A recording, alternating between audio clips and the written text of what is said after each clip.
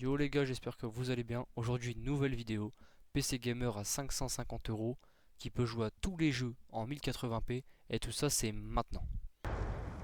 Concussion out!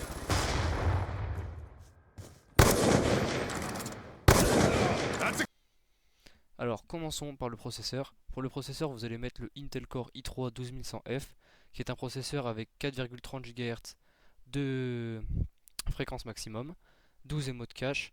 Il peut gérer la DDR4, vous allez voir juste après. Le prix est de 73,30 €. Pour moi, c'est l'un des meilleurs dans cette gamme de prix. Après, c'est mon choix. Concernant la RAM, je vous propose deux versions différentes. Donc là, j'ai d'abord la G-Skill qui est à 29,99 €.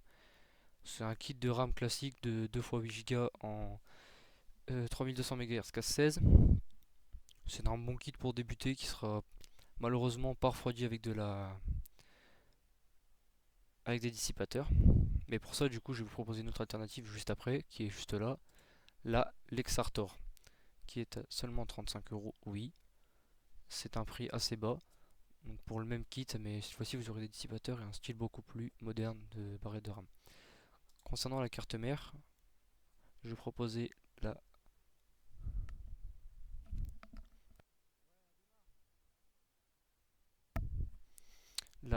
MSI Pro VH610ME DDR4 qui contient deux slots de RAM, un slot M.2 pour les volatilisés qui monte jusqu'en Gen 3 et un port PCIe renforcé Gen 4. Concernant l'alimentation, vous allez mettre la MSI A550BN, une alimentation 550 watts, 80 plus bronze, comme vous pouvez le voir juste ici. Garantie 5 ans, une valeur sûre clairement. Elle n'est pas modulaire, mais elle fera très bien le taf pour ce PC. Concernant le boîtier, alors oui, j'ai choisi un boîtier un peu overkill pour la config, on va pas se mentir, 70 €. Un fucking PC avec 4 ventilateurs intégrés, 3 à l'arrière, 3 à l'avant, 1 à l'arrière, pardon, à 70 €. Vous pouvez y mettre toute taille de carte mère jusque ATX maximum. Donc ça sera pour le PC sera évolutif, donc si plus tard vous voulez faire des modifications, changer la carte mère, pour avoir plus de slots de RAM, mettre un water cooling, c'est possible.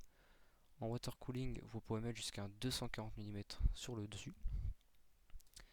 Concernant le stockage, bon, c'est pas le meilleur, c'est pas le plus rapide, mais je vous proposais le Silicon Power de 1 Tera en SATA 2,5 pouces.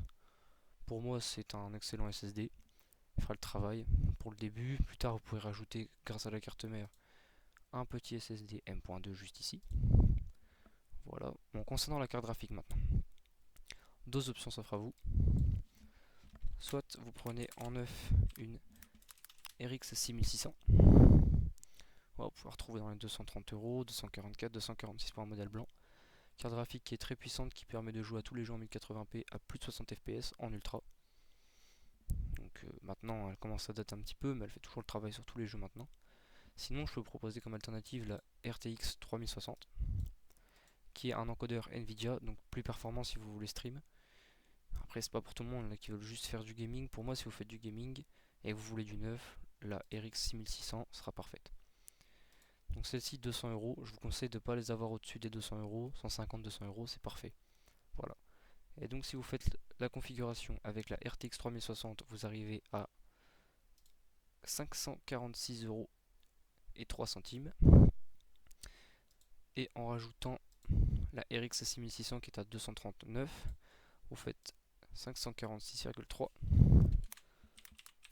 plus, donc la différence est de 39 €. 39, vous arrivez à 585 €, donc c'est plus que 550, mais bon, ça peut être une bonne évolutivité pour les gens qui veulent du neuf, évidemment.